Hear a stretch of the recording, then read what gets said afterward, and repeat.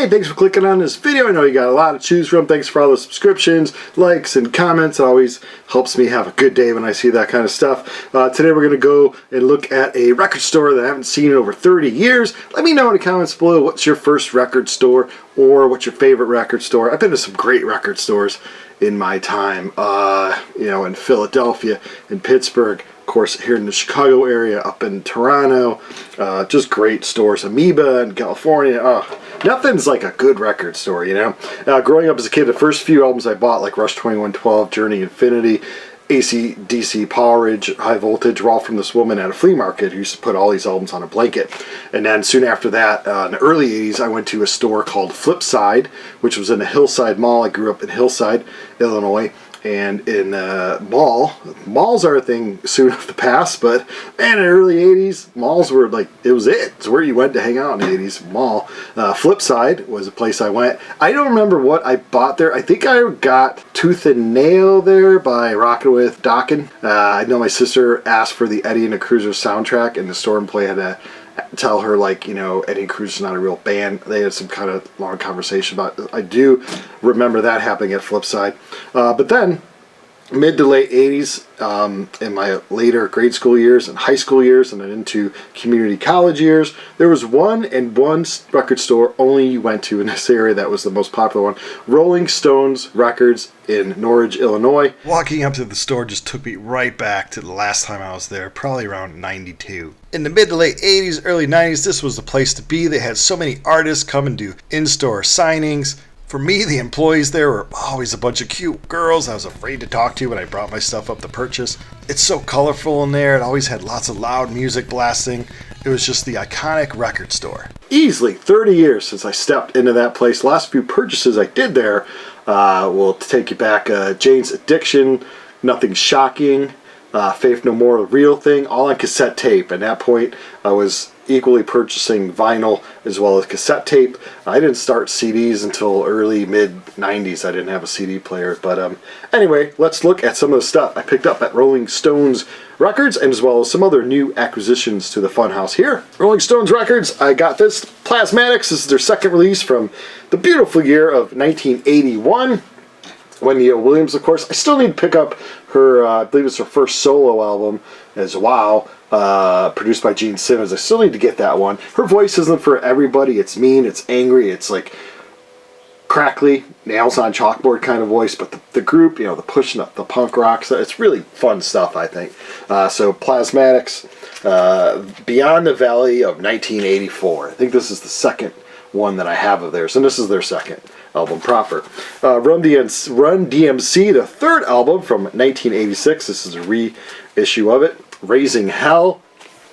As a little white boy, in early grade school, I went to a prominently black school, so I was listening to Michael Jackson and Stevie Wonder, and then when rap started to come in, they were like, oh, you should listen to this, this, and this. And one of the first bands they always said was Run DMC. Later, in the late 80s, I got into Public Enemy, and they're my favorite rap/hip-hop band.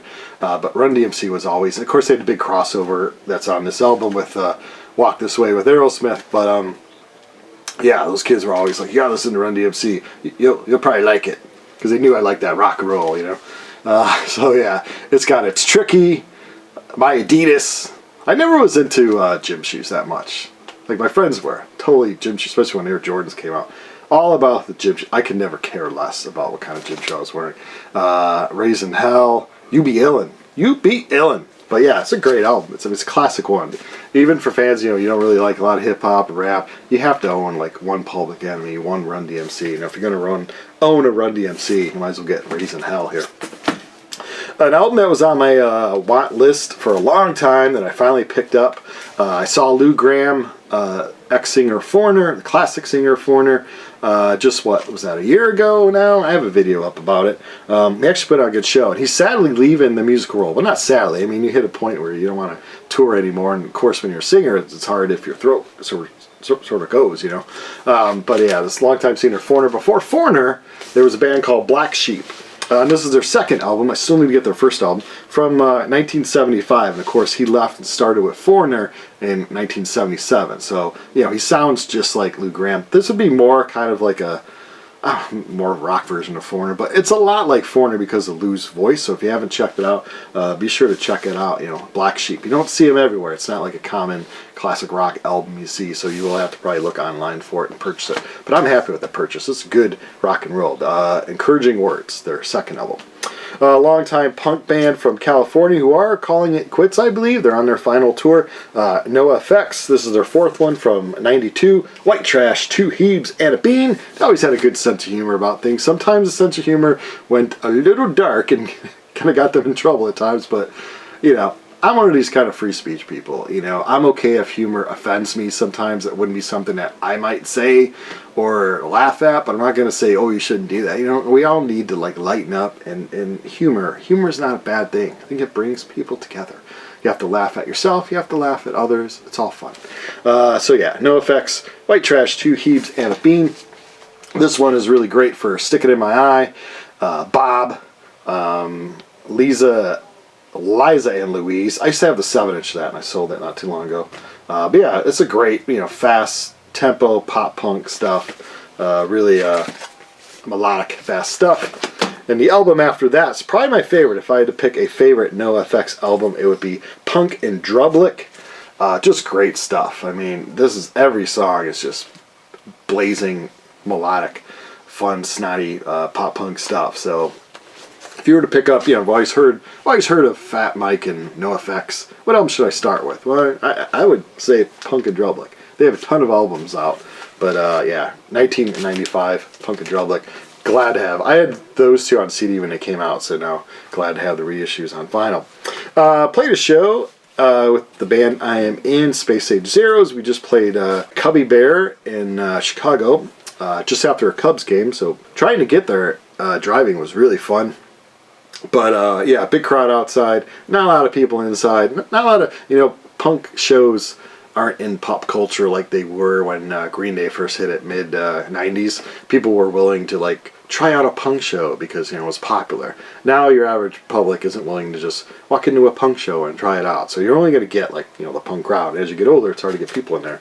But it was a fun show, and one of the reasons why it was fun, Rev Norb from Boris the Sprinkler up there, in Green Bay, Wisconsin. He is in a new band. They're called the Smart Shoppers. They're like a new wave-ish punk, you know, humor tinged, of course. If it's Rev Norb, you're going to have humor. But their singing is really fun. It's really fun stuff. And I think this is their second one, Leftovers from Tomorrow. So if you're looking for some new punk rock stuff, pick it up. Bleachers, Strange Desire. One of the pop bands I kind of don't mind and really enjoy was Fun.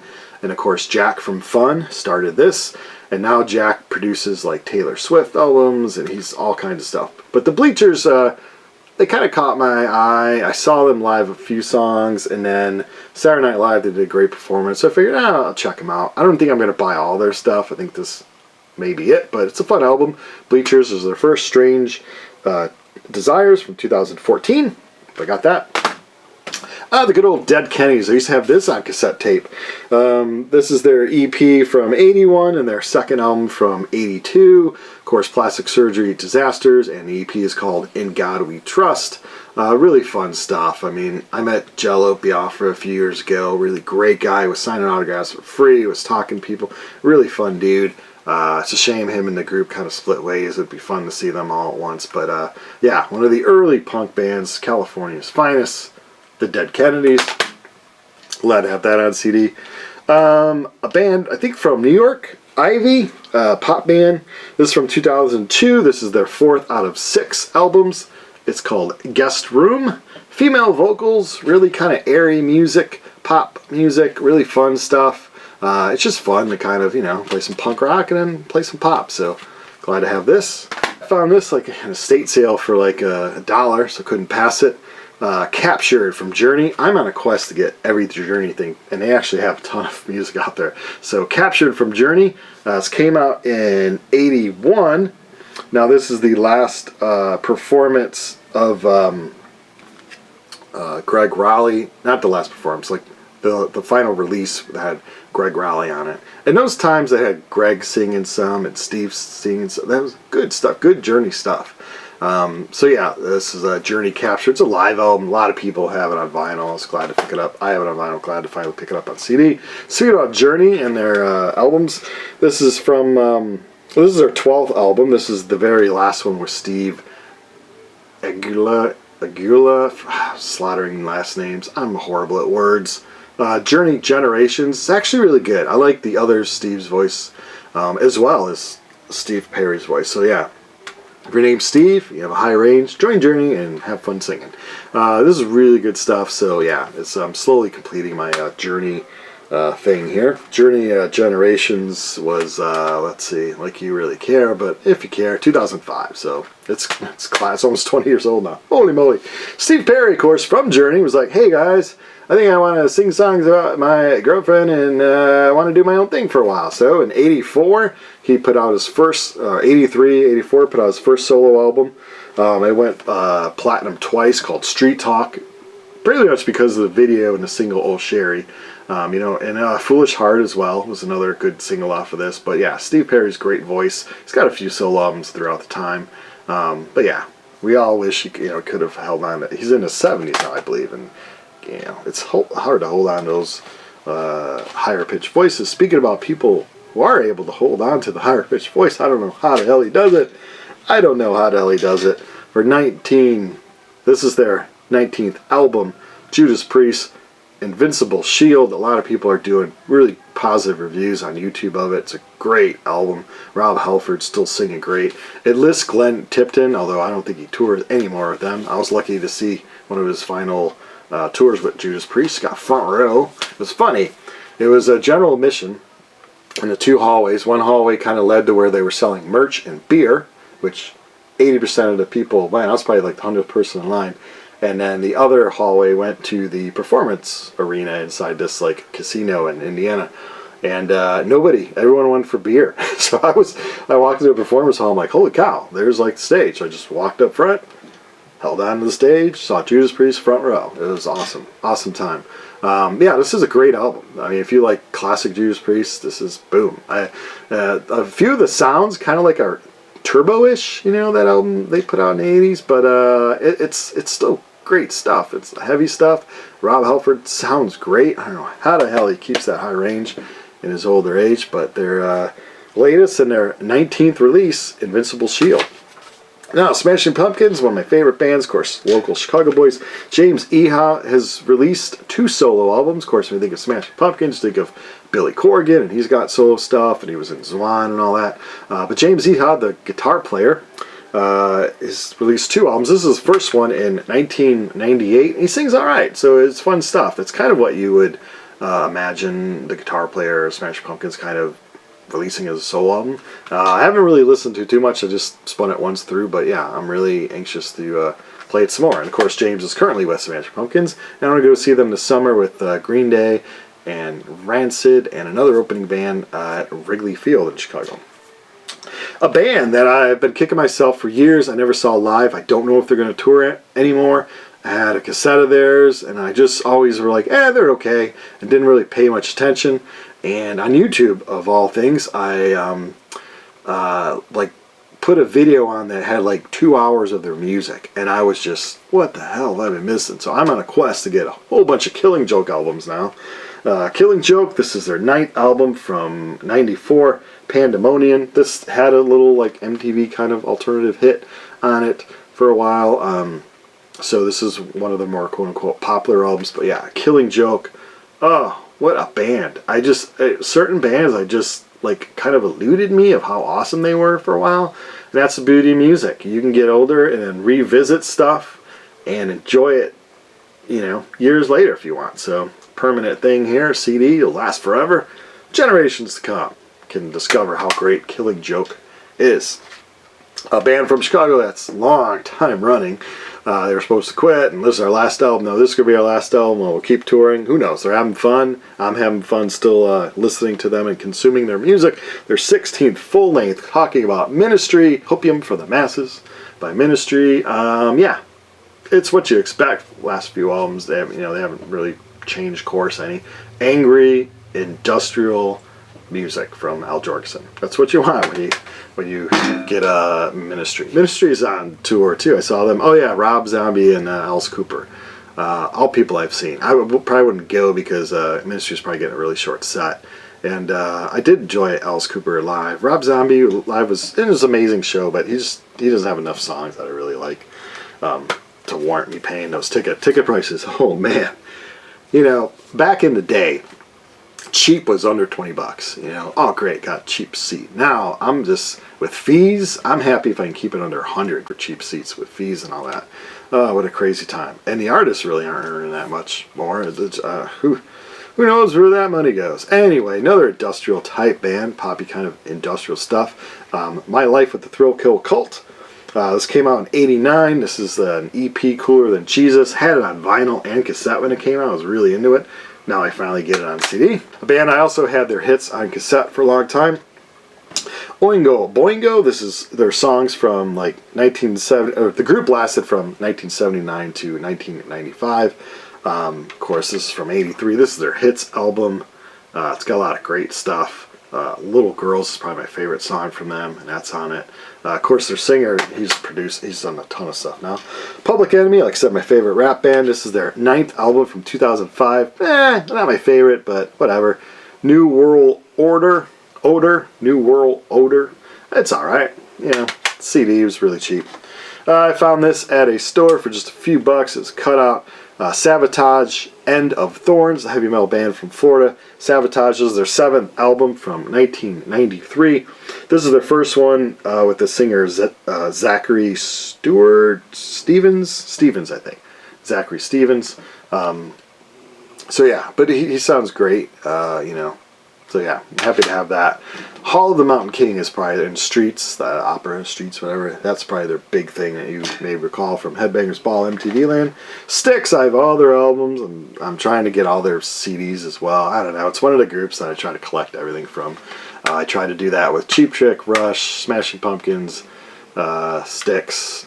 Yeah, so this is their 6th album from 1976. It's got Tommy Shaw on it.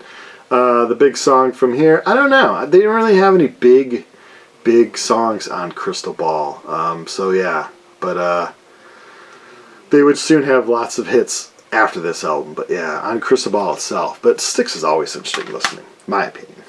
Another Chicago band, Urge Overkill. This is Jesus Urge Superstar, as well as Supersonic, American Cruiser. I'm sorry, Jesus Urge Superstar and American Cruiser from Urge Overkill, 2 EPs or an EP and an LP on 1 CD from the '89-90 era of Urge Overkill. I never saw this band live until recently-ish, and they were okay live. So for me, they're more of a good like studio band.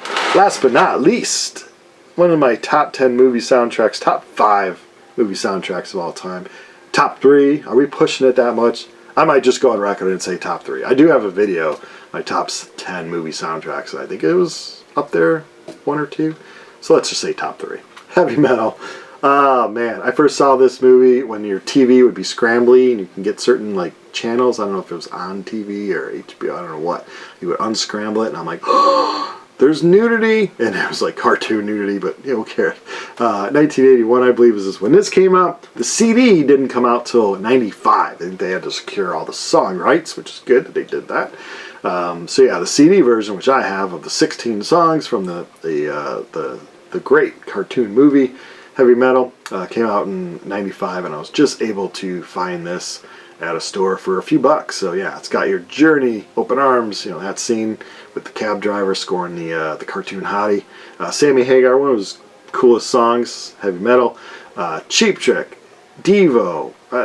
Who else do you need here? Stevie Nicks. I mean, Black Sabbath, The Mob Rules, probably one of the cooler Black Sabbath songs ever. So yeah, great artwork, great stuff.